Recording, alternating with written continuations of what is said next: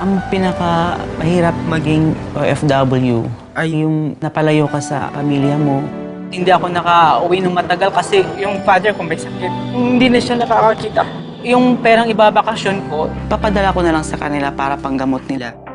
Pag winter ay ang hirap.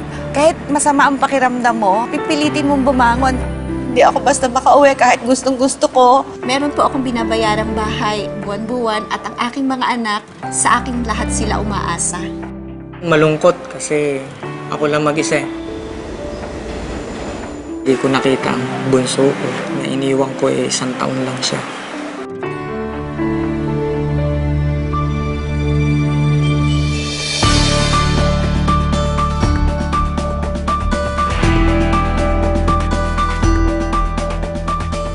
Very shocked talaga ako. Nakita ko yung email na yun. This is amazing. I still couldn't believe it. Ay, hindi ako magkaintindihan kung ano gagawin ko. Makikita ko ng pamilya ko.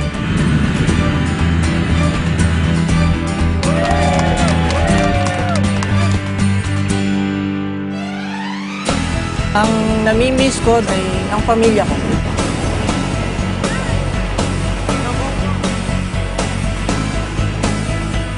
Yung pinaka-miss ko sa Pilipinas ay yung pag-celebrate natin ng Pasko.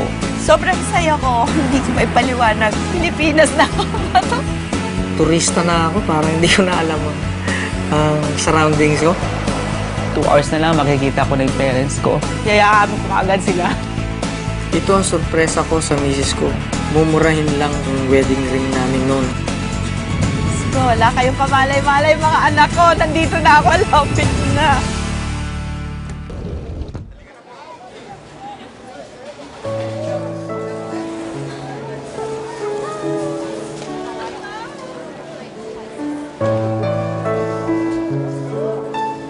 Malang araw mawawala ng paningin niya.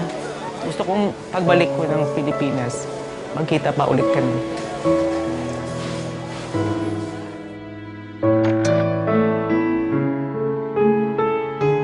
Gusto ko na mayakap pa aking mga anak at apo.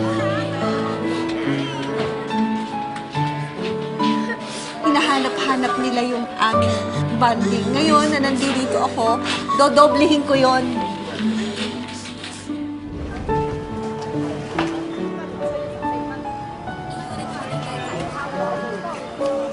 Nung umalis ako, yung bunso ko, 1 year old.